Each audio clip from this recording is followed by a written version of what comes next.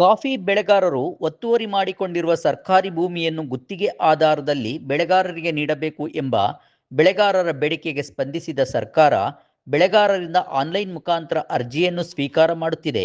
ಈ ವಿಚಾರವಾಗಿ ನಿಮ್ಮ ದಲಿತ ಆದಿವಾಸಿ ಪರ ಹೋರಾಟಗಾರರ ಅಭಿಪ್ರಾಯ. ದಲಿತ ಮೋಚನೆ ಮಾನವ ಹಕ್ಕು ವೇದಿಕೆಯ ರಾಜ್ಯ ಸಂಚಾಲಕರು ಇವರು ಆದಿವಾಸಿ ಬುಡಕಟ್ಟು ಅಸಲರು ಸಂಘಟನೆಯ ರಾಜ್ಯ ಸಂಚಾಲಕರಿದ್ದಾರೆ.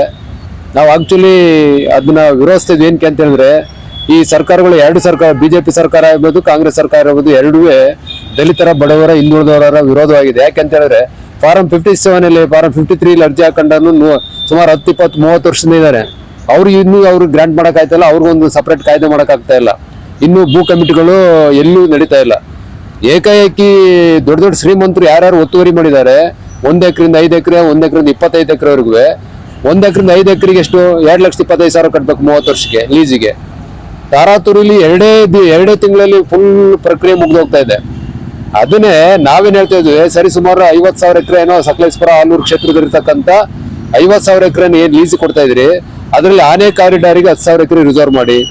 ಯಾರ್ಯಾರು ದಲಿತರು, ಹಿಂದುಳಿದವರು, ಬಡವರು ಇದ್ದಾರೆ, ಭೂ ರೈತರು ಇದ್ದಾರೆ, ಆದಿವಾಸಿಗಳು ಯಾರಿದ್ದಾರೆ, ಅಕ್ಕಿ ಬಿಕ್ಕಿ ಸಮುದಾಯ ಇದೆ, ಅಸಲರ್ ಸಮುದಾಯ ಇದೆ, ಯಾರ್ಯಾರು ಮಲೆ ಕುಡಿಯಿದ್ದಾರೆ, ಇಂತಹ ಸಮುದಾಯಗಳಿಗೆ ಕನಿಷ್ಠ 2 ಎಕರೆನ ರಿಸರ್ವ್ ಮಾಡಿ ಆ ಜಮೀನು ಒಳಗಡೆ. ಅವ್ರು ಎಂತ ಬಲಾಡಿನ ಒತ್ತುವರಿ ಮಾಡ್ಕೊಂಡಿರ್ಲಿ, ಅದನ್ನ ಯಾಕೆ ಸರ್ಕಾರ ಮಾಡ್ತಾ ಇಲ್ಲ? ಫಸ್ಟ್ ಭೂ ಮಾಲೀಕರು ಎಷ್ಟು ಒತ್ತುವರಿ ಮಾಡಿ ಅದನ್ನ ತೆರವುಗೊಳಿಸಿ, ಆಮೇಲೆ ಅವ್ರು ತೆರವುಗೊಳಿಸಾದ್ಮೇಲೆ ಯಾರ್ಯಾರು ನಿರುದ್ಯೋಗಿ ವಿದ್ಯಾವಂತರು ಇದಾರಲ್ಲ, ನಿರುದ್ಯೋಗಿ ವಿದ್ಯಾವಂತರು ಇದಾರಲ್ಲ, ಕೆಲಸ ಇಲ್ದಲ್ಲೇನೆ ಸರ್ಕಾರದಿಂದ, ಅಂತವ್ರಿಗೆ ಸರಿ ಸುಮಾರು 2 ಎಕರೆ ತಪ್ಪರೆ 4 ಎಕರೆ ಅಂದ್ರೆ 10,000 ಜನಕ್ಕೆ ಉದ್ಯೋಗ ಕೊಡ್ಬೋದು. ಇದ್ಯಾಕೆ ಸರ್ಕಾರ ಮಾಡ್ತಾ ಇಲ್ಲ? ಇದು ಜನಪರವಾದಂತ ಕಾರ್ಯ ಅಲ್ವಾ? 10,000 ಜನ ನಿರುದ್ಯೋಗಿಗಳಿಗೆ, ಬಡ ಕುಟುಂಬಗಳಿಗೆ ಭೂಮಿ ಕೊಟ್ಟರೆ ಸರ್ಕಾರಕ್ಕೆ ಒಳ್ಳೆ ಹೆಸರು ಬರಲ್ವಾ? ಬರೀ ಶ್ರೀಮಂತರನ್ನೇ ಮಾಡೋದಾದ್ರೆ ಓಟ್ ಯಾರು ಹಾಕೋದು? ಬರೀ ಶ್ರೀಮಂತರು ಮಾತ್ರ ಓಟ್ ಹಾಕ್ತಿದಾರ? ಅವ್ರು ಓಟ್ ಹಾಕ್ದ್ರು ಆಯ್ತು, ತೋಟದ ಕೂತ್ಕೊಂಡ್ರು ಆಯ್ತು. ನಿಜಕ್ಕೂ ಓಟ್ ಹಾಕಿ ಸರ್ಕಾರಗಳನ್ನ ರಚನೆ ಮಾಡೋಂಥವ್ರು ಯಾರು ಅಂತ ಹೇಳಿದ್ರೆ 80%, 90% ದಲಿತರು, ಹಿಂದುಳಿದವರು, ಆದಿವಾಸಿ, ಬುಡಕಟ್ಟು ಜನರು ಓಟ್ ಹಾಕಂತವ್ರು. ಇಂಥವ್ರನ್ನ ನೀವು ಕಡೆಗಣಿಸಿದ್ರೆ ಈ ಸಮುದಾಯ ಮುಂದೆ ಏನ್ ಮಾಡ್ಬೇಕು ನಿಮ್ ಸರ್ಕಾರಗಳಿಗೆ? ಹಾಗಾಗಿ ನಾವೇನು ಮನವಿ ಮಾಡ್ಕೊತಾ ಇದ್ವಿ ಅಂದ್ರೆ, ಏನು 45,000 ರಿಂದ 50,000 ಲೀಸ್ ಕೊಡ್ತಾ ಇರೋದು ಫಸ್ಟ್ ನಿಲ್ಲಿಸಿ, ಅವ್ರ ಅರ್ಜಿಗಳನ್ನ ನೀವು ರದ್ದು ಮಾಡಿ. ಫಸ್ಟ್ ಭೂಮಿನ ಎಷ್ಟು ಒತ್ತುವರಿ ಮಾಡಿದ್ದಾರೆ ಸರ್ವೆ ಮಾಡಿ. ಕಾಡ್ಮನೆ ಎಸ್ಟೇಟ್ ಎಷ್ಟು ಒತ್ತುವರಿ ಮಾಡಿದ್ದಾರೆ, ನಿರ್ಮಾ ಕಂಪ್ನಿಯವನು ಎಷ್ಟು ಒತ್ತುವರಿ ಮಾಡಿದ್ದಾನೆ, ಟಾಟಾ ಕಂಪ್ನಿಯನ್ನು ಎಷ್ಟು ಒತ್ತುವರಿ ಮಾಡಿದ್ದಾನೆ, ಶಂಕರ್ ಎಸ್ಟೇಟ್ ಅವನು ಎಷ್ಟು ಒತ್ತುವರಿ ಮಾಡಿದ್ದಾನೆ, ಶ್ರೀಮಂತರು 100 ಎಕರೆ 500 ಎಕರೆ ಇದ್ದವರು ಹೆಚ್ಚು ಒತ್ತುವರಿ ಮಾಡಿದ್ದಾರೆ. ಅವೆಲ್ಲ ತೆರವುಗೊಳಿಸಿ ಒಂದ್ ಕಡೆಯಿಂದ. ಅದನ್ನ ತೆರವುಗೊಳಿಸಿ ಎಷ್ಟು ಭೂಮಿ ಉಳಿತಾ ಅದನ್ನ ಭೂ ರಹಿತ ಬಡವರಿಗೆ, ಎಲ್ಲಾ ಜಾತಿ ಬಡವರಿಗೆ, ಕೂಲಿ ಕಾರ್ಮಿಕರಿಗೆ ಕೂಡ, ಇವ್ರೊಬ್ಬರನ್ನೇ ಕೂಲಿ ಕೊಡೋದು. ನಾವು ಕೆಲಸ ಕೊಡ್ತೀವಿ, ಕೂಲಿ ಕೊಡ್ತೀವಿ. ಇವತ್ತು ಕೂಲಿ ಯಾರು ಕೊಡ್ತಿದ್ದಾರೆ? ಇವತ್ತು ಸ್ಥಳೀಯರ ಕೂಲಿನ ಸಿಗ್ತಾ ಇಲ್ಲ ಎಸ್ಟೇಟ್ ಕಡೆ. ಅವರೆಲ್ಲ ಒರಿಸ್ಸಾ, ಬಿಹಾರ್ ಕಡೆಯಿಂದ ಬಂದವ್ರನ್ನ ಕಡಿಮೆ ಕೆಲಸ ಸೇರ್ಸ್ಕೊತಿದ್ದಾರೆ.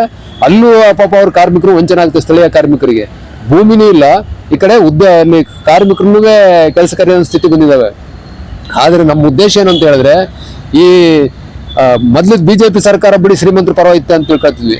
ಸಿದ್ದರಾಮಯ್ಯ ಸರ್ಕಾರ, ಕಾಂಗ್ರೆಸ್ ಸರ್ಕಾರ ಬಂದ್ಮೇಲೆ ಇದನ್ನೆಲ್ಲ ಪರಿಶೀಲನೆ ಮಾಡಬಾರ್ದು?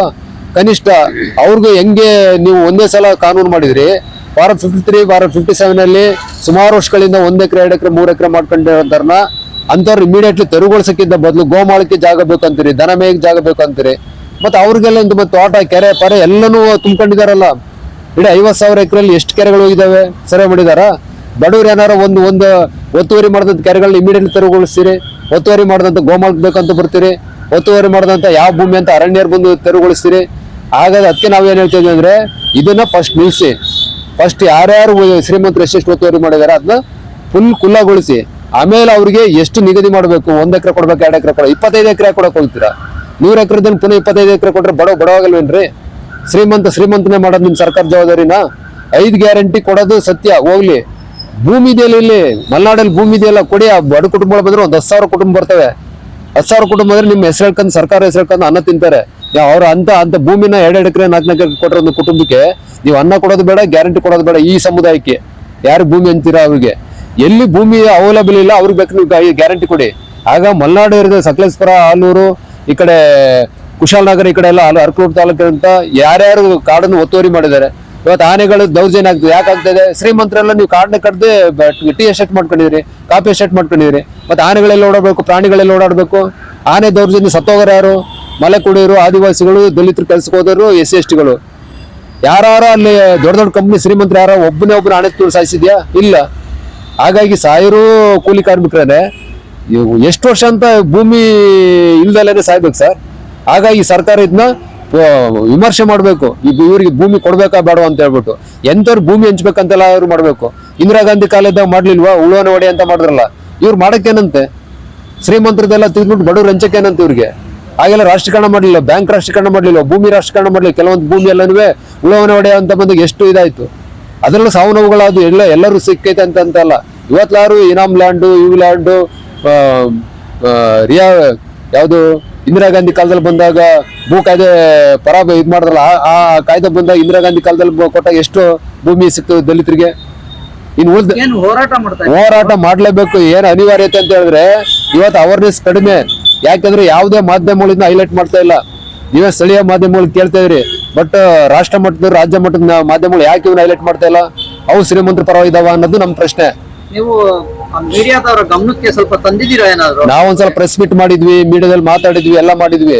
ಆಯ್ತು, ಮೀಡಿಯಾದಲ್ಲಿ ಮಾತಾಡ್ತಲ್ಲ ಅಲ್ವ, ಮೈಕ್ ಇಟ್ಕೊಂಡು ಓಡಾಡೋ ಹುಡುಗರು ಯಾರು? ಅವ್ರು ಬಡ ಹುಡುಗ್ರೇನೆ. ಕೊಡ್ಲಿ, ಮಾಧ್ಯಮದಲ್ಲಿ ಕೆಲಸ ಮಾಡೋದ್ರಿಗೆ 2 ಎಕರೆ ಕೊಡ್ಲಿ. ಅವ್ರೇನ್ ಶ್ರೀಮಂತರ ಮಕ್ಕಳೆಲ್ಲ ಮಾಧ್ಯಮದ ಕೆಲಸ ಮಾಡೋರು. ಮಾಧ್ಯಮದ ಓನರ್ಗಳು ದೊಡ್ಡ ದೊಡ್ಡ ಚಾನೆಲ್ಗಳು ಇರ್ಬೋದು, ಆದ್ರೆ ಹಳ್ಳಿ ಕೆಲಸ ಮಾಡ್ತಾರಲ್ಲ, ಸಿಟಿ ಒಳಗಡೆಗೆ ಅವರ ವರದಿಗಾರಿದಾರಲ್ಲ, ಕೊಡಿ, ಅವ್ರಿಗೊಂದು 2 ಎಕರೆ ಕೊಡಿ. ಹೋರಾಟಗಾರರು ಕೊಡಿ, ಆದಿವಾಸಿ ಬಡ ಕುಟುಂಬಗಳು ಕೊಡಿ, ಅಕ್ಕಿ ಬಿಕ್ಕಿ ಸಮುದಾಯ ಕೊಡಿ. ಇದು ನಮ್ಮ ಹೋರಾಟ. ನಿಮ್ಮ ಹೆಸರು ಸರ್? ನನ್ನ ಹೆಸರು ಆರ್ ಮರಿ ಜೋಸೆಫ್, ದಲಿತ ವಿಮೋಚನೆ ಮಾನವ ಹಕ್ಕು ವೇದಿಕೆ ರಾಜ್ಯ ಸಂಘಟನಾ ಸಂಚಾಲಕ. ಸರ್, ನನ್ನ ಹೆಸರು ನವೀನ್ ಸದಾ ಅಂತೇಳಿ, ರಾಜ್ಯ ಬಿರ್ಸಾ ಮುಂಡಾ ಯುವ ಸೇನೆ ಸಂಘಟನೆ ರಾಜ್ಯ ಸಂಘಟನೆಗೆ ಕೆಲಸ ಮಾಡ್ತೀನಿ. ನಾನು ಆದಿವಾಸಿ ಬುಡಕಟ್ಟು ಸಮುದಾಯದನು. ಸರ್, ಹಿಂದೆ ಇತ್ತು ಯಾರಿಗೆ ಭೂಮಿ ಭೂಮಿ ಅರಣ್ಯ ಇದಿತ್ತು ಅವರಿಗೆ ಮಾತ್ರ ಮತದಾನದ ಹಕ್ಕು ಇತ್ತು. ಅದೇ ಪ್ರಕಾರವಾಗಿ ಈಗಲೂ ನಡೀತಾ ಇದೆ. ಹೇಗೆಂದ್ರೆ ಉಳ್ಳವನಿಗೆ ಭೂಮಿ ಕೊಡ್ತಾ ಇದ್ದಾರೆ.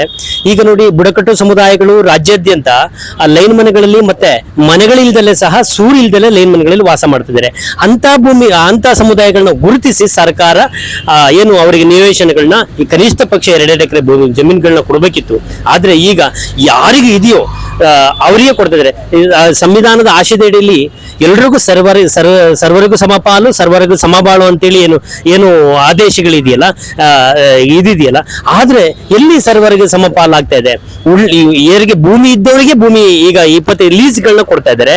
ಇಲ್ದವನಿಗೆ ಇಲ್ದಾಗೆ ಉಳಿಬೇಕು, ಇದ್ದವನು ಶ್ರೀಮಂತನಾಗಿ ಉಳಿಬೇಕು, ಬಡವನಾಗಿ ಉಳಿಬೇಕಾ ಸಂವಿಧಾನ ಆಶಯದೆ. ಹಾಗಾಗಿ ನಾನು ಇದನ್ನ ವಿರೋಧ ಮಾಡ್ತೀನಿ. ಹಾಗಾಗಿ ಇದರಿಂದ ಇಡೀ ಆದಿವಾಸಿ ಬುಡಕಟ್ಟು ಅಲೆಮಾರಿ ಸಮುದಾಯಗಳು ಇದರ ವಿರುದ್ಧವಾಗಿ ಹೋರಾಟ ಮಾಡ್ತೀವಿ.